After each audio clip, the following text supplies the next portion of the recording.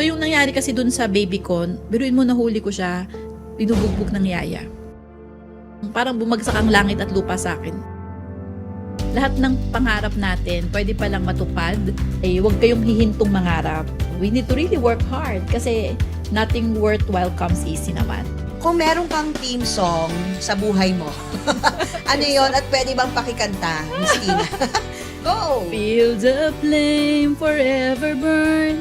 It is the power of the dream that brings us here. This is a very, very inspiring day kasi papapasukin ko kayo inside the VIP Lounge. Gusto natin na maraming mas makaalam ng good stories, of course, sa iba-ibang mga business persons, whether mom siya yan, professional yan, or simply fresh grad, no? Marami pa tayong matututunan and hopefully you get to be inspired sa ating mga stories dito sa ating VIP Lounge series. So tara, let's get into the VIP Lounge.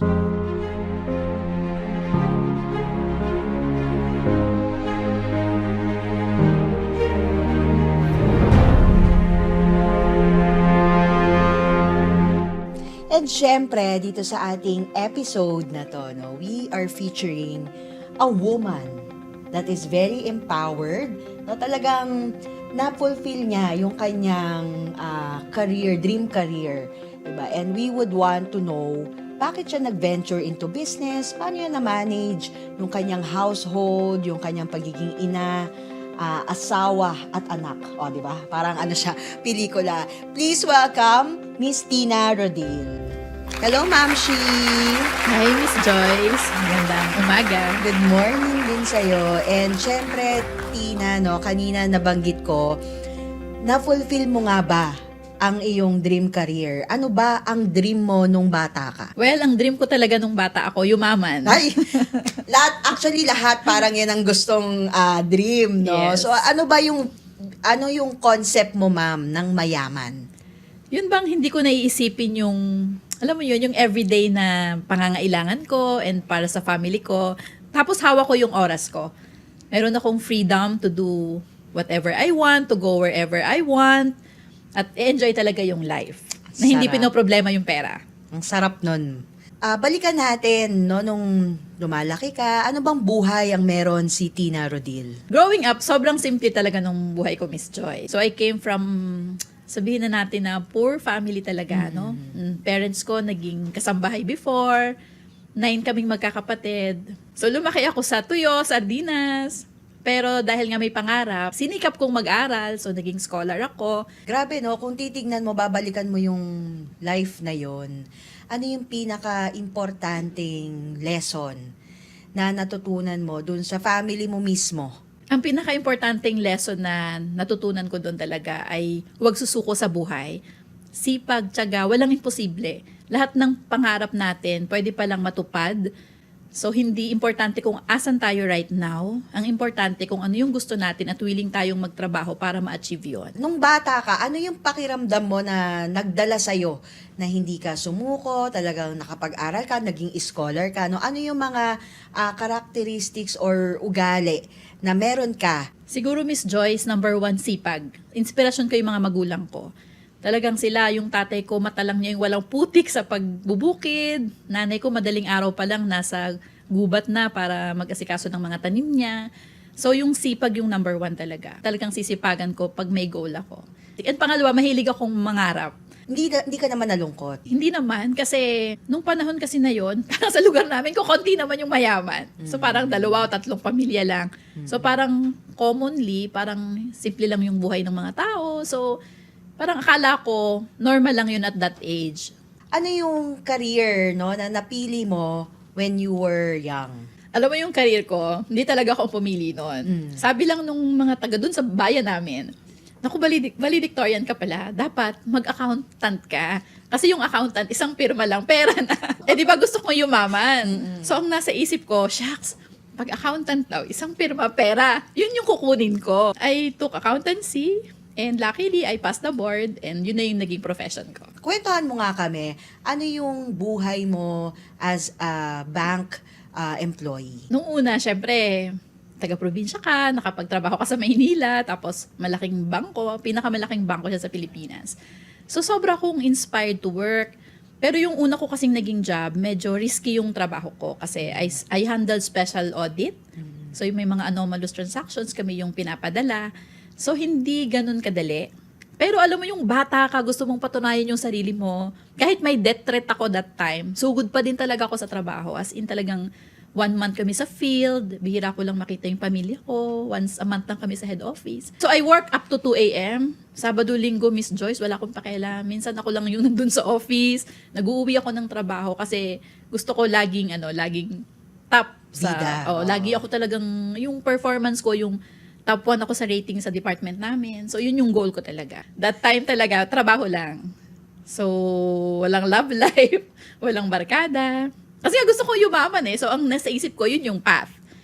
Yung job, being an auditor, working in a huge company, going up the corporate ladder. So, I thought that will make me rich. So, nung time na yun, ma'am, feeling mo ba, na-reach mo na ba? Yumaman ka nga ba?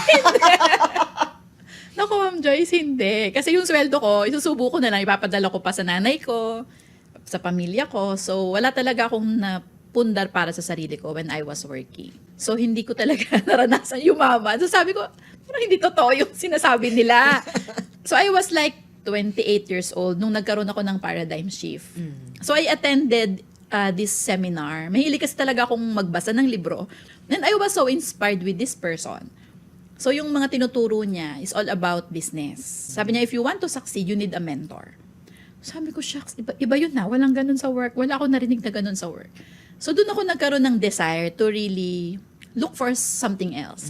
Let's talk about that level, no? Yung part sa buhay mo na na-discover mo that you can be an entrepreneur. Dalawa yung naging job ko sa malalaking company. So, yung una, yung auditing job ko. So, medyo okay yon. Pero, nag-transfer pa ako sa mas malaking company na regulatory government bank siya talaga.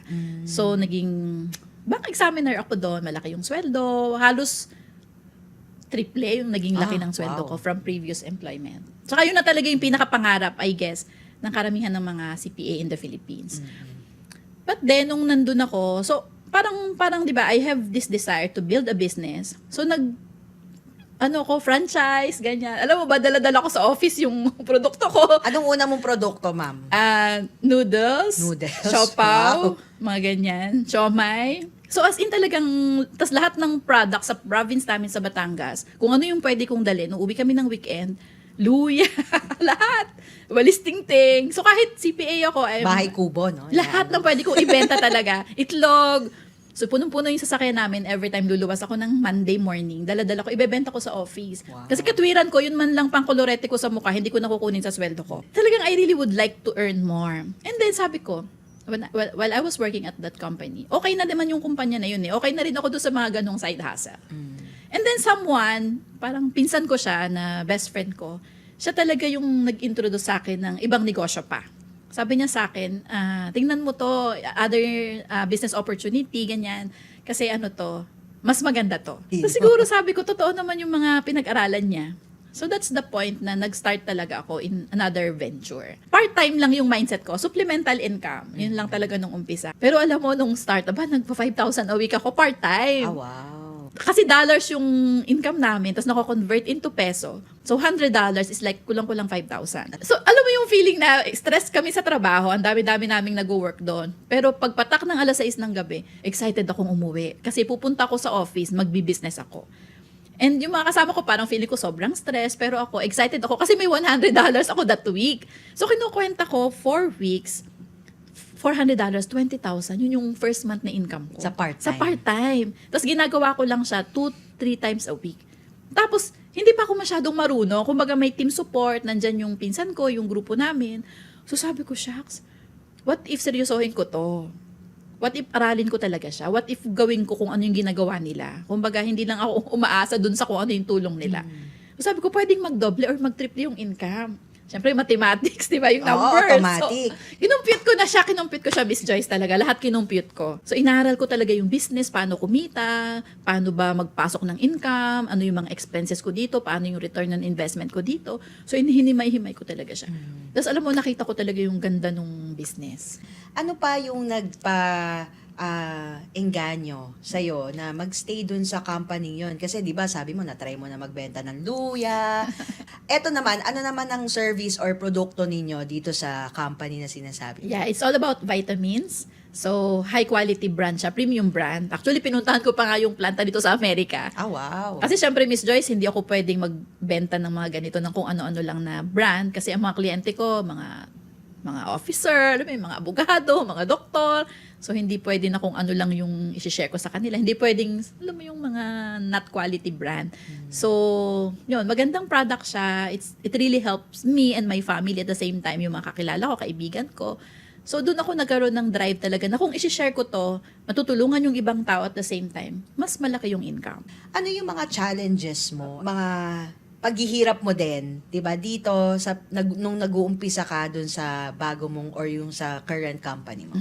Kasi, when I started the business, meron akong 4 months old na baby.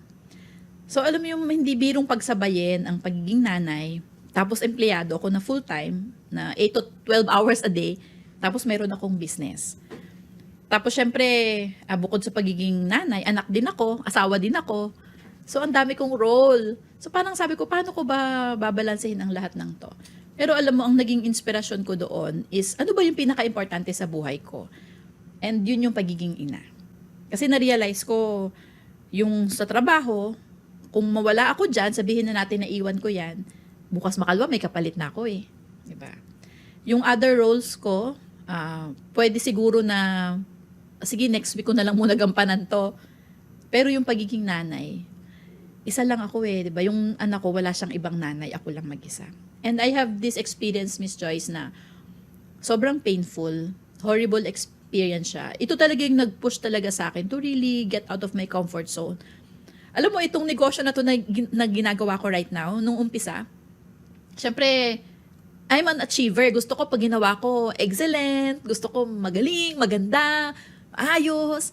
Pero alam mo yung wala akong background, as in, zero knowledge ako when I started. Unlike yung pagiging accountant, auditor. Alam mo yun. Hindi 6 na taon kong pinag-aralan yun. Ito, pagpasok ko, sabak agad. So, sabi ko parang yung pag mga noodles, mga ganyan, siopaw, lulutuin lang yun eh. Pero ito, iba to. So, sabi ko, paano ko ba gagawin to? Pero despite those challenges na hindi ko siya alam, hindi ako marunong in terms of sales and marketing, wala akong background, handling group of people, hindi talaga ako expert sa ganyan. Pero alam mo, I realize, ano ba yung kapalit? So yung nangyari kasi dun sa baby ko, biruin mo, nahuli ko siya, binubugbog ng yaya. 6 months old siya that time. Para ako binuhusan ng, parang bumagsak ang langit at lupa sa akin. Kasi yung anak ko, yun yung pinakamahalaga sa buhay ko that time. Kasi ang tagal kong nagkaanak. Late akong nag-asawa, alam mo naman, breadwinner. I got married at the age of 31. Husband ko, 40 plus na nung nagpakasal kami. So, ang kulang na lang baby. Tapos, miracle baby pa yung anak namin na yon, yung Tapos eldest meron namin. lang magbubugbog. No? Tapos, sinaktan siya ng ibang tao. So, ano yung reason? Bakit nangyari yon? Kasi I need to go to work. So, kanino ko iiwan yung anak ko? Wala akong aasahang kapamilya na mag-alaga. So, sa katulong, sa yaya. And, yun nga yung gusto kong sabihin sa mga nanonood sa atin, no, na may mga anak, no, hanggat maaari, iba talaga yung alaga ng ina. So, yun talaga yung experience ko. Sabi ko sa sarili ko, sabi ko sa asawa ko, napalitan na yung pangarap ko, hindi na lang yumaman. Gusto kong yumaman, pero more than that or equivalent to that, I want to own my time.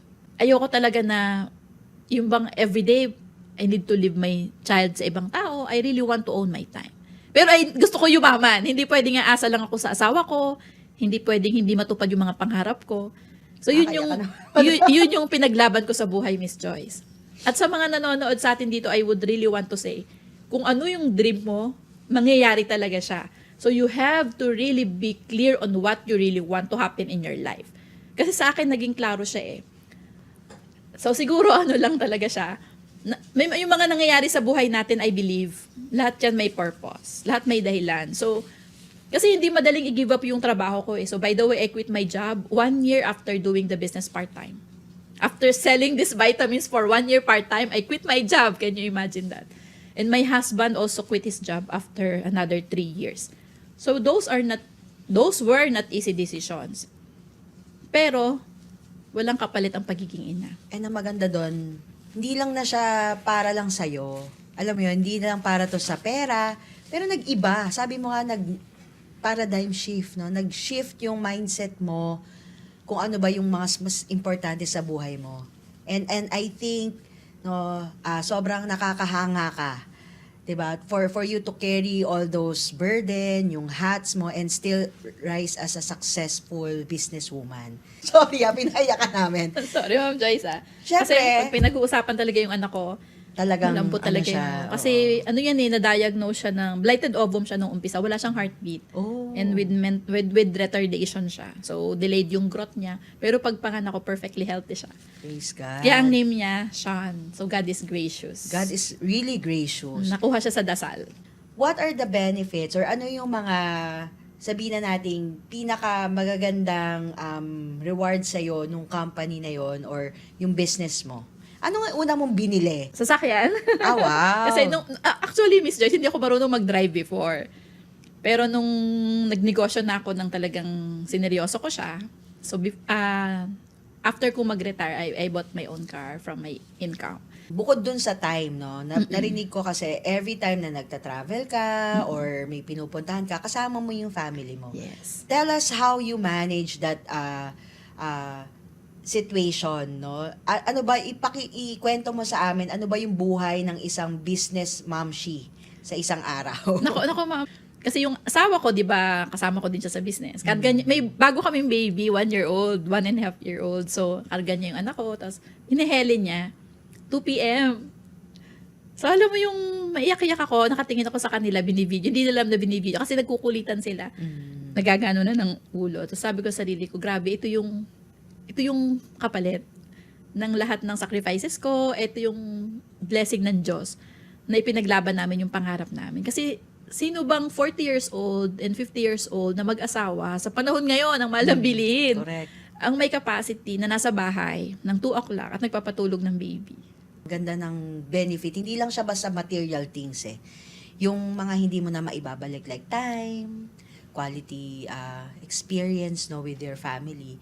So, balita ko rin yung anak mo, very inspired to do the same as you. Anong, kwento mo sa amin si Sean, ano yung ginagawa niya ngayon, anong dreams niya, bakit niya gusto, no, na maging ikaw or kayo ni Ferdy? So, ang number 1 talaga na minulat namin sa kanila is pahalagahan kung ano yung pinaghirapan ng mami at daddy. So, namulat sila na talagang hard work. Kasi ayoko namang lumaki sila na marangyan, na parang hindi pinagtatrabahuhan. I want to instill with them the values na talagang we need to work para maging maganda yung life, mag-aral mabuti. So, ngayon, ang nakita ko kay Sean, nandoon yung desire talaga niya na mag-improve yung grades niya. Tapos, since I guess more than 10 countries na siya sa travel. Wow. Kasi lagi namin siyang kasama. Ang unang dream niya ngayon maging pilot. So siya daw ay part-time pilot kasi inaral lahat ng eroplano, kabisado niya. Talino ni siya. Yung lumilipad na eroplano sa sky, titingnan niya, alam niya kung anong plane yon, saka kung anong klaseng plane. Alam niya kung anong airline and anong plane. So sabi niya, gusto niyang maging part-time pilot and full-time businessman. So, alam niya, siya yung magmamana kasi yung negosyo na ginagawa namin is inheritable. Ah, wow. Pwede niyang manahin. So, lahat ng na-build. Kaya nga tuwang-tuwa ako. Every time dala ko yung mga anak ko sa mga meetings, tinitingnan ko yung team ko. So, sa isip-isip ko, grabe, mga bata, mga anak ko, team nyo yan. They are part of your organization. So, dahil na-build na namin yung negosyo, kasi sa product consumption, palang buhay na sila eh. Sa product consumption ng lahat ng mga tao na nakatie up sa amin and organization na nakatie up namin, buhay na yung mga anak ko.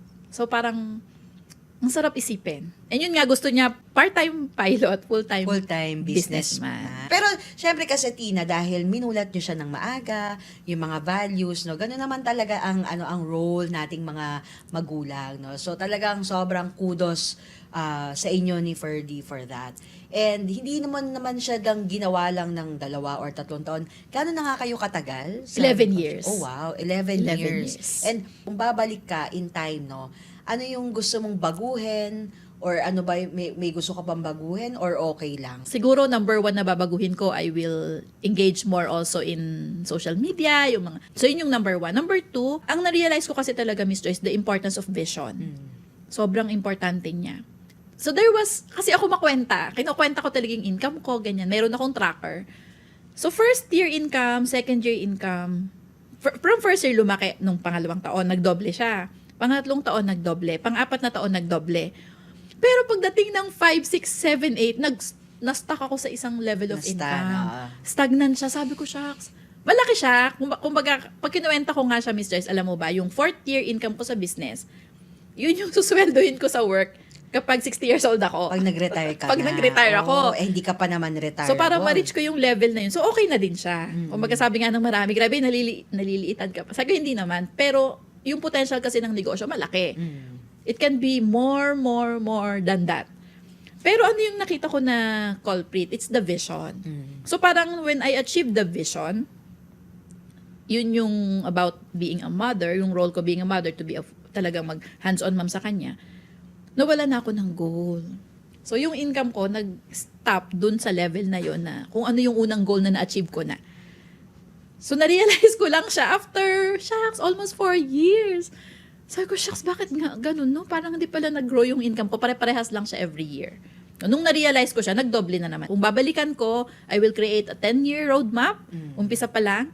And then I will, kumbaga talagang plan ahead of time para make sure na every year nag-grow yung income. Ngayon, ma'am, syempre, sa roadmap mo, nakikita mo ba yung end of the road? Siyempre, hindi nawawala yung desire natin na mas mag-income pa ng mas malaki. Pero ngayon, iba na yung purpose. Hindi na lang siya para sa akin, para sa family ko. It's more on helping other people as well.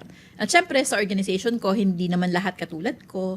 So, ang goal ko talaga ay makakreate ng mas marami pa na katulad ko or kung kayang higit pa kung ano man yung na-achieve or ma-achieve pa namin sa negosyo. So, and syempre, para sa mga anak ko din talaga, Miss Joyce, I really want to mold them to be the next generation leader. Kasi this business is long-term. Yes. This is long-term. And this is global. Kung meron kang message, no, dun sa mga inspiring or aspiring pala, yung mga upcoming entrepreneurs, yung kailangan marinig tong video na to or message mo, ano kaya yung pwede mong sabihin sa kanila? Sa mga aspiring entrepreneur dyan, no, nakatulad ko, posible ngayon, you love your work, you really enjoy your profession, pero katulad ng sa akin, no, ganun din naman, mahal na mahal ko yung trabaho ko, pero sabi nga, hindi masabang magdagdag, no? Lalo na kung may mga iba tayong pangarap. So, ang number 1 talaga na masasabi ko ay huwag kayong hihintong mangarap. So, continue to, create that dream, have that clear vision, at huwag tayong hihinto na magtrabaho. We need to really work hard kasi nothing worthwhile comes easy naman, 'di ba? So, kailangan natin talagang i-embrace yung trabaho, yung hard work, at the same time, ano ba talaga yung purpose ng business, no? So, syempre, sabi nga nila, kumita, gumanda yung buhay. Parang ako lang, Miss Joyce, nung una, yumaman talaga yung purpose ko. Pero alam mo, na-realize ko, more than the money, it's really adding value to the marketplace. So, yung income pala is the byproduct of the help and service we give to people, the value we add to the marketplace. So, if you want more income pala, we just really have to add value to people. So, paano tayo mag-add value? Let's keep on growing ourselves. So, walang hinto sa pag-grow, no? Hindi totoo na matanda na tayo, and tama na, hindi. Habang nabubuhay tayo, may panahon, may pagkakataon tayo to grow ourselves. So, while we are growing, we can help more people. Let's honor the Lord with all the fruits of our labor. Kasi, for me, being given the opportunity to dream big, kasi 'di ba, hindi naman din I acknowledge the fact na hindi ako 'yon.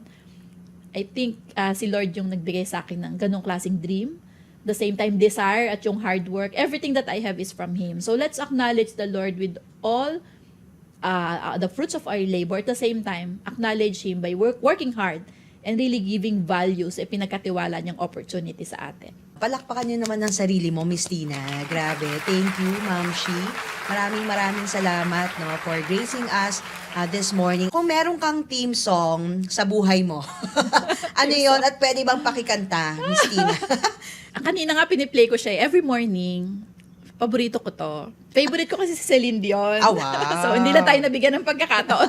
Pero favorite ko yung song niya na The Power of the Dream. So, may kodigo ako. Okay lang. Deep within each heart, there lies a magic spark that lights the fire of our imagination. And since the dawn of man, the strength of just I can has brought together people of all nations. There's nothing ordinary in the living of each day. There's a special part every one of us will play. Doon na tayo sa chorus. Go! Feel the flame forever burn, teaching lessons we must learn to bring us closer to the power of the dream. As the world gives us its best to stand apart from all the rest, it is the power of the dream that brings us here. Wow! Ako, pwede baka ma-discover ka mo. Thank you so much, Miss Tina. Thank you so much, Ma'am Joy. Maraming salamat po. Pleasure is mine. Thank you. And, ayan, so thank you po for sharing your inspiring story to all of us. And hopefully, marami po tayong na-inspire na netizens. So please like, share, and subscribe. Our handle is VIP Lounge PH.